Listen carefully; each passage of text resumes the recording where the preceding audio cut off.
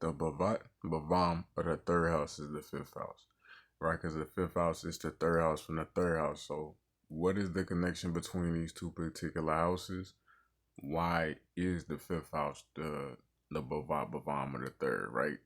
So, to really nutshell it, to really get into it, and it's side note, there's too much to try to explain with one video. There's so many different complexities and intricacies, you feel me, within one particular house and house lore. Like it's many different ways and variations you can really spin some shit off. So I'm not necessarily going to be able to fly off the top of the head with it. I might add some additional comments under this particular video on the connection between these two houses, but just giving a generic overlay of, you feel me, this link and whatnot. So, you know, the third house, it deals with, you feel me, your skill sets, your tools, your self investigation, you know, your self effort, your likes, your interests, hobbies, friends, siblings, you know, people that you like to communicate with on a fun type of adventurous type of level or whatever you want to call it.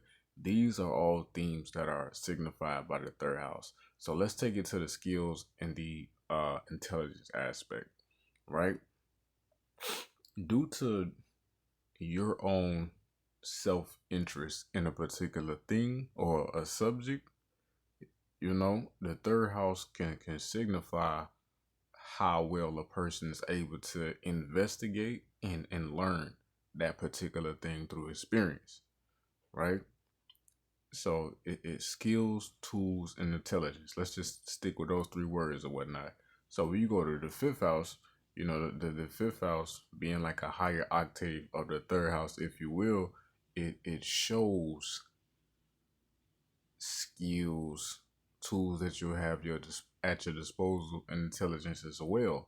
But the difference with the fifth house, you didn't necessarily have to put in effort for it. It wasn't a thing of you doing your own self study or your own self investigation.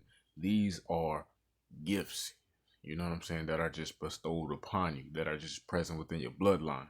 As they say, the fifth house is the house of past life punya, or, you know, past life good karma, or whatever you want to call it, right?